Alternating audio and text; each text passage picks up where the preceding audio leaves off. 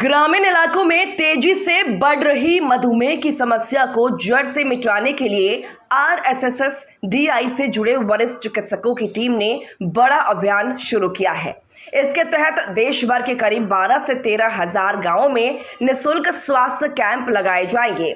इसी कड़ी में धनबाद जिले के रतनपुर पंचायत के कुम्हरार डी गांव को भी चुना गया है।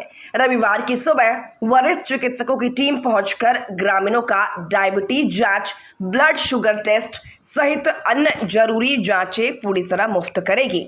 साथ ही लोगों को मधुमेह से बचाव, खान पान और जीवन शैली से जुड़े अहम टिप्स भी दिए जाएंगे ताकि ग्रामीण स्तर पर इस बीमारी के खिलाफ जागरूकता फैलाई जा सके।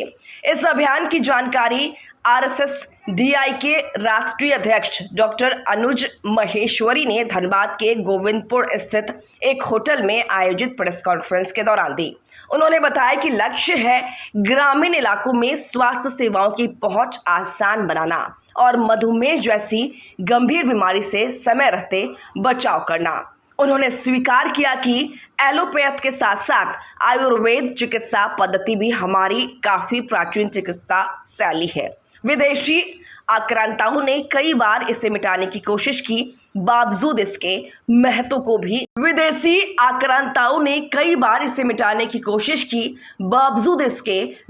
को भी अस्वीकार नहीं किया जा सकता। मैं doctor Anuj Maheshwari, RSS DI president elect.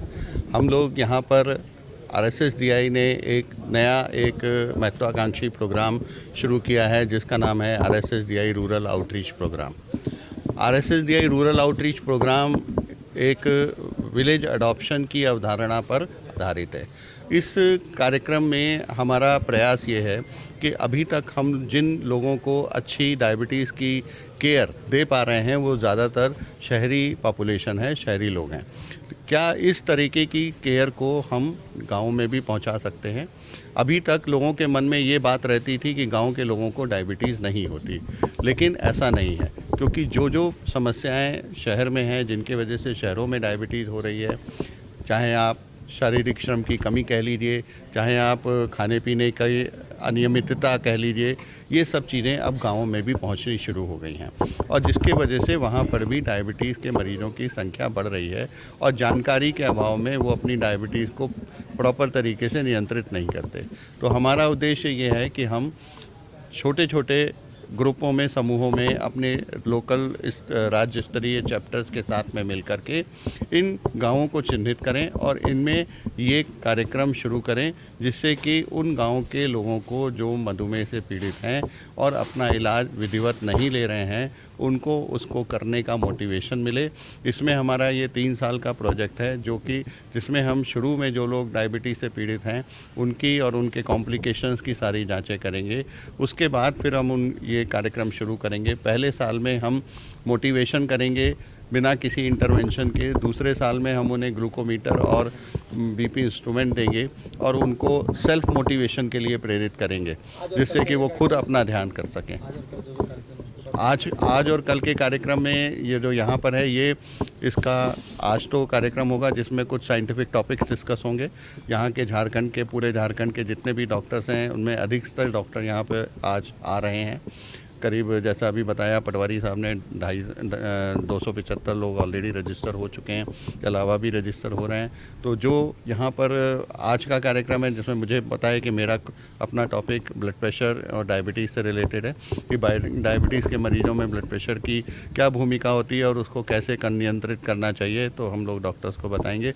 इसके अलावा डॉक्टर पांडा जो मेरे साथ हैं ये भी एक टॉपिक पर कुछ बात करेंगे और भी लोग बात करेंगे। कल सुबह हमारा प्रोग्राम होगा जो कि गांव में है, कुमारडी गांव में, वहाँ जहाँ पर कि हम लोग ये हमारा रूरल आउटरीच प्रोग्राम का झारखंड वाला कार्यक्रम विधिवत शुरू करेंगे।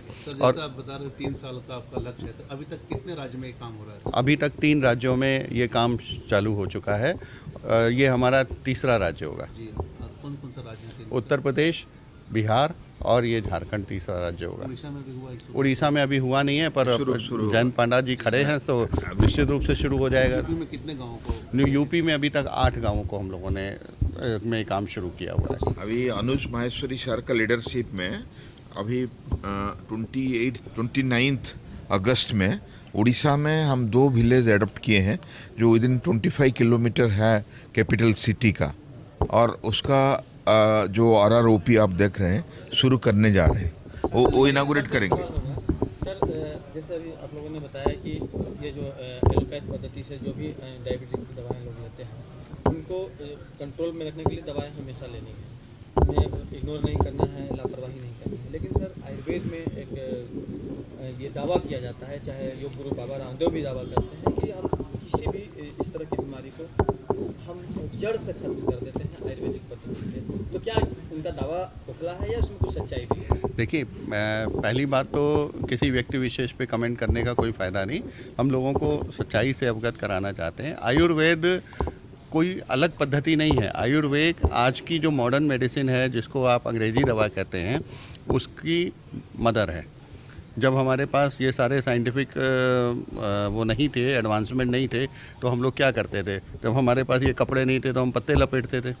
तो उसी तरीके से दवा में भी ये था कि जब हमारे पास ये गोलियां नहीं थी, टैबलेट नहीं थे, तो हम पेड़ की छाल से या पेड़ के पत्तों से दवाइयों का काम लेते थे। वो एक एक्सपीरियंस पे बेस्ड होता था कि एक बार किसी ने किसी पेड़ की कोई पत्ती खाई और पता लगा इससे ये चीज़ ठीक हो गई, तो सबको पता लगा ये हो गया। इसी तरह से धीरे धीरे जैसे जैसे एवोल्यूशन हुआ, जैसे जैसे इंसान ने तरक्की करी, वैसे वैसे वो चीज़ें कि भाई हमने दवा की बजाय दवा का अर्क निकालना शुरू कर दिया, फिर उसको टैबलेट में बनाना शुरू कर दिया। तो ये एक प्रोग्रेस के थ्रू आया। अनफॉर्चुनेटली पिछले स्वतंत्रता के पहले करीब 200 साल भारत गुलाम रहा। उसके पहले भी मुग़ल और बाकी लोगों के आक्रमण की वजह से वो सारा जो हमारे यहाँ जो प्रोग्रेस होनी थी, वो सारी हमारे यहाँ नहीं हुई, बल्कि वो वेस्टर्न वर्ल्ड में हुई, पश्चिमी देशों में हुई, और पश्चिमी देशों से हमारे पास वापस आई घूम करके। तो बेसिकली उसकी शुरुआत तो हम ही ने की थी। अब वो वहाँ से घूम करके वापस आई, लोगों ने उसको अंग्रेज़ी दवा का नाम दे दिया। दवा तो अंग्रेज़ी हिंदी थोड़ी होती है, दवा तो दवा है ना। तो उसमें ना अंग्रेज़ी कुछ है ना हिंदी कुछ है। जिस ऊपर नाम जिस भाषा में लिख दो, उड़िया में नाम लिख देंगे तो उड़िया दवा हो जाएगी। कितने लोग आप लोग हैं टोटल अभी जो संगठन है आपका? 12,500 लोग हैं हमारे। सर, 3 साल में क्या पूरे देश का लक्ष्य? हम 3 साल में अभी हमने 100, जैसे अभी अमित ने बताया आपको कि 100 गाँवों को लेकर के एक पायलट योजना है, लेकिन इससे ज़्यादा भी हो सकते हैं। कोशिश हमारी ये रहेगी कि 100 से कम ना रहने पाएँ किसी भी तरीके, जिससे 100 और वो 100 गाँव भी हम एक ही जगह नहीं करना चाहते, उनको हम पूरे देश भर में हर प्रदेश से लेना चाहते हैं। जैसे झारखंड से, बिहार से, वेस्ट बंगाल से, हर प्रदेश से 2-2, 4-4, क्योंकि हर प्रदेश अपने आप में थोड़ा अलग भी है। सबके यहाँ का खान पान का तरीका अलग है, सबका थोड़ा बहुत जो फ़र्क है।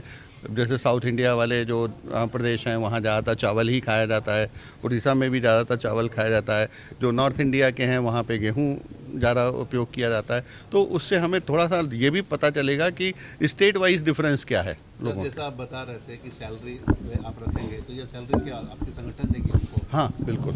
कितने लोगों को रखने का प्लान है? अभी तो एक गांव के लिए एक ही काफ़ी है, बाकी तो फिर जैसे काम बढ़ेगा, जैसे आवश्यकता बढ़ेगी तो। आप लोगों का काम ब्लड प्रेशर, ब्लड शुगर, वजन, BMI, कोलेस्ट्रॉल जांच कर ले। ये जो RSSDI जो कर रहे हैं वो अपने आप कंसस हो जाए, इसमें पार्टिसिपेट करें। ये मैसेज आप देना जरूर, क्योंकि इंडिया कैपिटल होने जा रहा है, तो आप लोग अपने करने के लिए ये मैसेज दें।